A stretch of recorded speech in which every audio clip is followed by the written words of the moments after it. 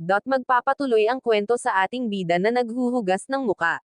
Sa isip nito ay huhugasan niya muna ang kanyang muka bago buksan ang box, at binuksan na nga nito ang box. Sinabi pa nito na maswerte nga daw siya sa pagbubukas ng mga box, at inaakala nito na isang weapon ang nasa loob o kaya isang beast, habang pagbukas ng bida ng box ay nagsalita ang system. Ang laman nga daw ng box na iyon ay bato na may kwalidad ng basura. Sa narinig ng bida ay hindi na lang ito makapagsalita at nawawalan ng pag-asa, habang nagsalita ang strategies. Sinasabi nito na hayaan nga raw siya na magbukas din ng box. Samantalang sinabi naman ng bida na mas malas nga daw ang strategies sa kanya kaya siguradong basura lang din ang box na mabubuksan nito. Habang binuksan na nga ng strategies ang box, at sinabi sa ating bida na tignan nga raw nito ang laman ng nabuksan niyang box. At sa pagtingin ng bida ay nalaman niya na iyon daw ay isang gunpowder. Samantalang wala namang ideya ang strategies sa gunpowder. Tinanong pa niya ang bida kung nakakain raw ba iyon. Dahil sa nakita ay agad inutusan ng ating bida ang strategies para malaman pa doon nila kung gaano pa karami ang gunpowder. Habang tinitignan ng bida ang mga box ay biglang nagpakita ng information ang system. Open box harvest, 10 box ng gunpowder, higit sa 20 box ng bato. Tambak ng bakbak, damit at sandata, sa isip naman ng bida sa tulong nga raw ng gunpowder at ng geography hindi na nga raw sila mahihirapan sa magiging pag-atake ng mga sundalo sa Block Rock City. At sinabi nga ng bida na ilagay lang daw ang kahon doon magagamit daw nila ito. At dahil walang ideya ang strategies sa gunpowder, ay sinabi lang nito na sa opinyon niya nga raw ay maganda lang ang mga kahoy na yun para sa taglamig upang sunugin pang painit.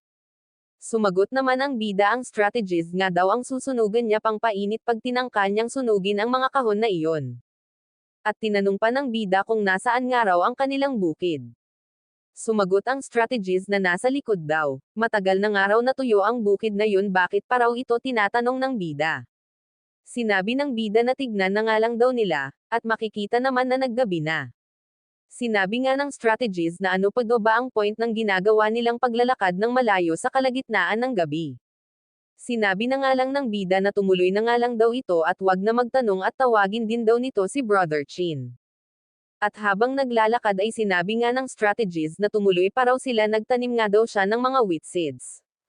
At nakarating na nga sila sa bukid, pero sa huli ay wala lang din raw na tumubo na kahit ano. Tingin nga raw ng strategies na ang lupa dito ay talagang walang kwenta. Ngunit sa di kalayuan ay may nakita ang strategies. Nakita pala nito na sa ibang bahagi ay mayroong tumubo na wheat seeds.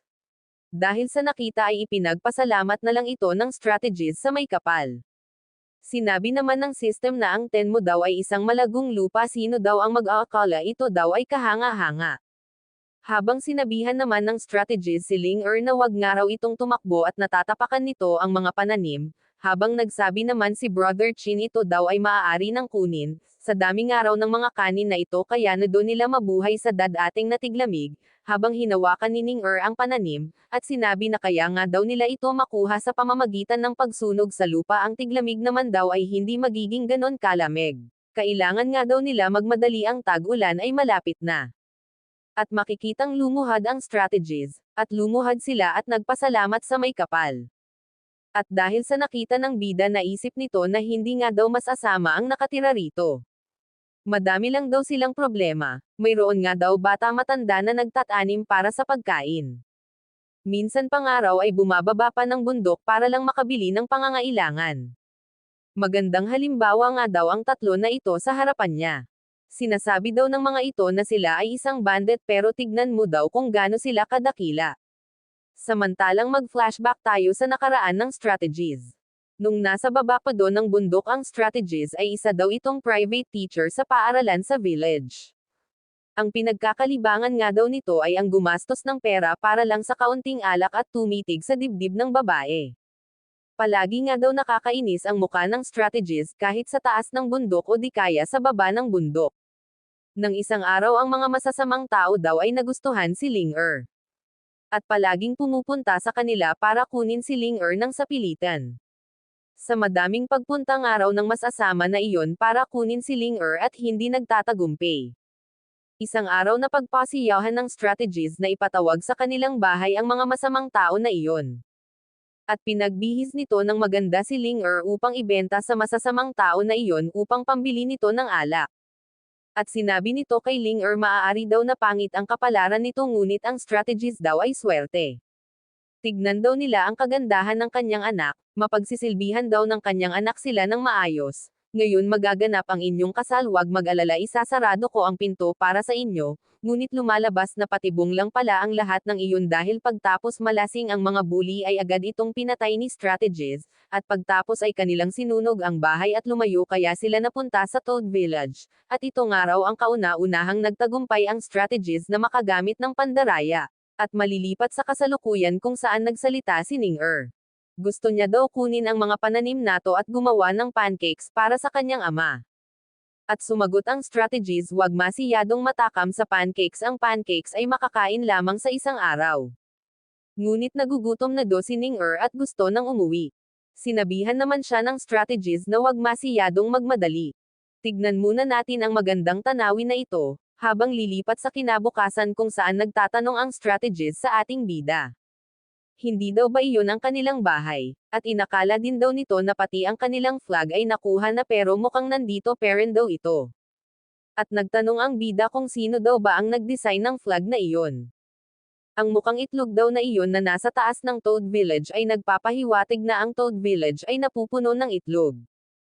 Habang sumagot naman ang strategies, na hindi nga raw iyon isang itlog, ang bilog daw na iyon ay ang buwan. Nagpapahiwatig daw ito ng paglamon ng buwan sa Toad Village, yun daw ang sinabi ng nakaraang village master. Habang hinawakan ito ng ating bida at inutusan si Brother Chin na itaas na daw ito.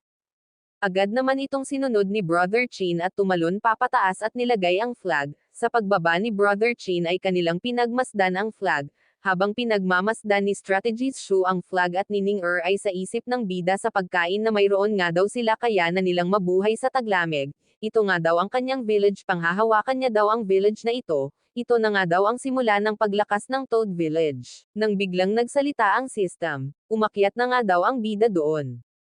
Ang bayani nga daw ay naririnig ang tunog ng hangin kaya't sabayan na doon ito ang kanyang bandila. Nang nakatanggap ang bida ng panibagong task, kailangan daw ng bida na pataasin ang population ng village papunta sa bilang na 100 ang pabuya ay isang draw sa lottery. Nang lilipat ang eksena sa Block Rock City, kung saan nagpapaliwanag si Commander Wang sa pinuno. Nung nasa Toad Ridge nga raw sila ay tinambangan sila ng daan-daang bandit na pinamumunuan ng isang tao na tinatawag ang kanyang sarili na Toad King. Dagdag pa nito, nanas nga raw siya sa aksyon ng mga ito kaya't sinugod niya ito. Makikitang nakikinig lang sa kanya ang Block Rock City leader habang may madilim na ekspresyon, at nagpatuloy si Commander Wang sa kanyang sinasabi. Nung lumabas nga daw ang ating bida at kinalaban nila ay hindi daw nila ito kinaya na harapin, nang may nagsalita sa likod ni Commander Wang at nagtanong kung saan daw ba sa Toad Ridge marami ang bandits. Nang napaluhod si Commander Wang at nagsabi, nasa at least 200 sila, tinatawag nila ang kanilang sarili na Yewen galing sa Yongchun, at lumuhad ito sa harap ng city leader. Pinrotektahan ko ang Young Miss sa mga bandits pero malubha akong nasugatan at hinayaan ko siyang madukot, karapat dapat akong maparusahan at mamatay.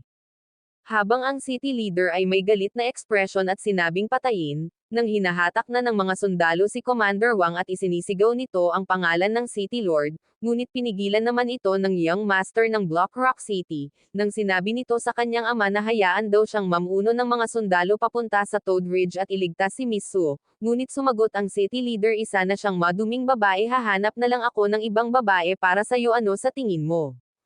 Sumagot naman ang Young Master, kung hindi niya raw mapoprotektahan ang kanyang asawa, paano pa do ba niya matatawag ang kanyang sarili na lalaki? Pakiusap, payagan mo ako na mamuno sa isang grupo. Nang makikitang nagsalok ito ng chow sa kanyang baso at tinanong ang kanyang anak kung ilang sundalo daw ba ang kailangan nito, nang sinabi ng Young Master na 2,000 dahil sa narinig ay nabuga ng city leader ang iniinom nito. Sinabi naman ng isang matanda ang 2,000 na sundalo nga daw ay nangangailangan ng maraming pagkain para sa pag-travel. Hindi lang daw iyon, nangangailangan din ng madaming kabayo, pati daw ang pag-aasikaso sa mga sundalo at ang daan na tatahakin. Hindi lang daw iyon, ang kalaban daw ay nasa at least 300 lang, hindi na do kailangan ang ganon kadami na sundalo para rito. Sumagot naman ang Hangul na young master. Siyempre daw alam niya ang lahat ng yun, kailangan niya daw talunin ang mga bandit na yun sa pamamagitan ng lakas. Nagsalita naman ang city leader, ang Block Rock City ay mayroon lamang 5,000 sundalo. Hindi niya raw mabibigay ang 2,000, 1,000 nga lang daw ang maaari niyang ibigay. At nagsalita naman ang young master, kailangan ko ng 200 cavalry, 200 archers, 300 swordsman, 100 armor knights, 200 spearman. Pagtapos ay pinaliwanag niya kung saan niya ito gagamitin. Ang mga cavalry daw ang manghuhuli sa mga bandits kung sakali man na tumakbo ang mga ito. Ang mga archers naman daw ang aatake sa bandit mula sa malayo para suportahan ang mga sundalo. Ang mga armor knights naman daw ang sasangga ng mga pag-atake ng bandits. Ang mga swordman naman daw at ang mga spearman ang makikipaglaban ng harapan. Ang digmaan nga daw na ito ay piece of cake lang. Napahanga naman ang city leader sa sinabi ng kanyang anak. Ito nga daw ang inaasahan sa kanyang anak. Sinabi pa nito na pangarap nga daw ng anak niya ang mamuno ng digmaan, kung gayon pwede niya raw itong subukan ngayon. At sinabihan na ng city leader si Commander Wang na sumama daw ito sa kanyang anak sa digmaan. Na ipinagpasalamat naman ni Commander Wang, pero sa isip nito ay natatakot nga daw siya dahil ang totoo 2 bandit lang nga raw ang umatake sa kanila. Pag nakita nga raw ito ng young master ay siguradong ipapapatay siya nito. At tinanong ng city leader si Strategist B kung ano nga daw ba ang tingin nito sa plano ng kanyang anak. Na sinagot naman ni Strategist B, sa bundok nga raw at sa kagubatan ay hindi rin mailalabas ng mga cavalry ang kanilang full potential. At dahil nga daw mahabang paglalakbay ang kailangan para makapunta sa Toad Ridge, hindi daw makakaya ng mga armor knights ang ganun. Ano nga daw bang punto ng pagsama sa kanila? At nagpatuloy pang magsalita si Strategist B, bukod pa nga raw ang mga bandits daw ay malakas sa pagdepensa, ang pumunta raw doon ng may maraming bilang ay walang kwenta. Ang plano nga raw ng young master ay maraming butas. Sinabi pa nito na sigurado daw na alam na rin ito ng city leader, bakit pa raw ba niya pinayagan ang kanyang anak rito. At sinagot naman ito ng city leader. Ang kanyang anak nga daw ay tigahanga ng general, nag-aral daw ang kanyang anak patungkol sa digmaan, pero ang skill nga daw ng anak niya ay hindi ganon kagaling. Pero ang Toad Ridge nga daw ay siguradong nakatanggap din ng pinsala sa grupo nila Commander Wang, kaya wala na nga raw chance na matalo pa ang kanyang anak na mayroong 1,000 sundalo. Dahil ang pangarap nga raw ng kanyang anak ay mamuno, hayaan na nga lang daw nila ang kanyang anak na gawin ito. Nagsalita naman si Strategist B, dahil nga daw ang pinuno ay payag dito, hindi na nga raw niya ito papakialaman. Pero sinabihan niya ang pinuno, ang iyong anak ay mamumuno ng isang grupo, hindi mo man lang ba siya sasabihan ng dapat gawin? Sumagot naman ang Block Rock City leader. Hindi na raw niya nga gagawin yun at inutusan niya na dalhin nga raw siya ng mga babae sa kanyang kwarto. At sinabi pa nito kay Strategist B, wala nga raw siyang paki sa kahit na ano, ang gusto nga lang daw niya ay makipagsaya sa babae. Bago umalis ay nagsalita pa ito, hindi pa nga raw kasi nararanasan ni Strategist B ang makipagsaya sa babae. Sa oras na maranasan nga raw ito ni Strategist B ay maiintindihan na nga rin daw nito ang ibig niyang sabihin. At hindi naman na nagsalita pa rito si Strategist B. At lilipat ang eksena sa Toad Village Inner Room kung saan makikita ang mapa. At nagsalita ang bida, sinasabi mo ba na walang standing army ang Block Rock City? At makikitang nakikipag-usap pala ito kay Miss Su, sinabi nga nito. Mayroon nga raw na 20,000 ang nakatira sa Block Rock City, paano nga raw nagagawang pakainin ng city leader ang kanyang 5,000 na sundalo? Nagtanong pa ito, paano nga raw ang digmaan, paano ba doon nakakuha ng maraming sundalo ang Block Rock City? Paano nga raw pag inatake ang city, paano nga raw sila didepensa? Sinagot naman ito ni Miss Su, ang mga sundalo nga raw ng Block Rock City ay nasa military household, pag nga daw may umatake kailangan raw na makipaglaban din ang mga citizen. Sinabi pa ni Miss Su, si Strategist B nga raw ay nagbalak na mag-training noon ng 500 na sundalo, pero dahil sa kakulangan ng materyales ay nabaliwala lang ito, at napasambit na lang ang bida sa pangalan ni Strategist B. Nagsalita si Miss Su, oo nga raw si Strategist B nga raw ang umaayos ng lahat, mapa loob o labas man ng city, talagang kahanga-hanga nga raw ang tao na iyon. Habang tumayo na ang bida at nagsabing basura nga daw pala ang City Lord. Dahil sa sinabi ng bida ay tinanong siya ni Miss Su. Basura, kung ganun raw ba, alam ba doon ng ating bida kung paano mamuno ng mas magaling pa sa City Lord ng Block Rock City? Sumagot naman ang bida syempre hindi niya daw alam. Sinabi nga nito na dapat na nga daw sila Miss Su na tumakbo, apat nga lang daw sila at ang mga Block Rock City daw ay siguradong magpapadala ng sundalo sa bilang na at least 200. At may pahabol pa itong salita, hindi daw 5 na nga daw pala sila ngayon dahil isa na do sa kanila si Warrior Lin, magagawa na raw nilang mag-handle ng mga hanggang 500 lang. At makikita na pinuntahan ng bida si Warrior Lin, tinanong nga niya ito kung kamusta ba do ang sugat nito, magaling na nga daw ba ito. Nang makita siya ni Warrior Lin, agad naman siya nitong nakilala na ang Village Master, at nagsalita ang bida na may ngiti at nagsabi, para sa ating layunin, natigilan naman panandalian rito si Warrior Lin, ngunit agad na rin niya itong tinanggap para sa ating layunin. At lilipat sa eksena kung saan sinasabihan ng ating bida si Strategies Shu. Meron palang ibibigay ang ating bida na mahalagang gampanin kay Strategies Shu, makakaapekto nga raw ang task na to sa kanilang pagkapanalo, sumagot si Strategies Shu. Kung mahalaga nga daw ang task na iyon, bakit daw hindi na lang maghanap ng iba ang ating bida? Nagsalita ang bida. Ang task nga raw na ito ay si Strategies Shu lang ang makakagawa, kailangan nga raw nito puntahan si Gao Feihu. Habang pinagpawisan naman si Strategies Shu sa narinig at sinabi nga nito na gusto na ba daw siyang mamatay ng ating bida. Sinabihan naman siya ng bida, ano ba nga raw ang sinasabi ni Strategies Shu? Pinapapunta nga raw niya ito doon para magdala ng magandang alak. Kailangan nga lang daw ng strategies na sabihin sa Tiger Bandits na ang Block Rock City ay aatake sa Mountain Chinyu. At sabihan din daw ni Strategies Shu ang lahat ng kalapit na bandit group. Sa isip naman ni Strategies Shu ay pinagkakatiwalaan daw ba siya ng ating bida. At nagpatuloy pa ang bida sa pagsasalita. Kailangan nga raw ni Strategies Shu na lokohin ang mga yun sa paggawa ng hindi totoong kwento.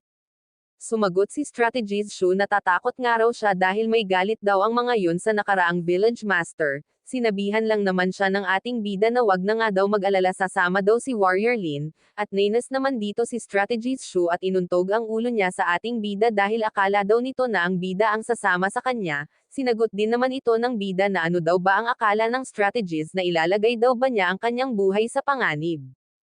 At nagsabi pa ang bida wag nga daw mag-alala si Strategies Shu, pag namatay nga daw ito ay siya na ang mag-aalaga kay Ling Er. Habang si Strategies Shu ay parang ayaw pa rin pumayag, dahil sa itsura ni Strategies Shu ay tinakat na siya ng bida kapag nga raw hindi ito pumayag, ipapakalat daw niya lahat ng ginuhit nito na malalaswa. Sa pader ng Block Rock City, dahil sa narinig ay natakot si Strategies Shu na dahilan na ikinapayag na rin ito, ngunit makikita sa kanyang muka na ito ay napilitan lang. Habang pinagmamasdan si Strategies Shu na umaalis ay nang tinanong naman ni Brother Chin ang ating bida kung makakapagkatiwalaan ba doon nila ang strategies. Sumagot ang bida na wala na nga raw silang pagpipilian, maniwala man daw sila o sa hindi, kailangan na lang daw nilang subukan. At makikitang binuksan ng ating bida ang gunpowder. Dahil sinusubukan nga ng ating bida na gumawa ng bomba gamit ang mga ito. At makikita na winawagayway ng ating bida ang isang flag habang sinabi nito na ihagis na nga raw ni Brother Chin ang isang box ng gunpowder. Ito na nga raw ang huling test, nang makikita na dahil sa ginawa ni Brother Chin ay lumikha ito ng malaking pagsabog, nang sinabi ni Brother Chin na ang pagsabog daw ay katumbas na ng buga ng isang Earth Dragon. Habang pinagmamasdan ang pagsabog, sinabi ng bida na ito nga daw ang art ng pagsabog.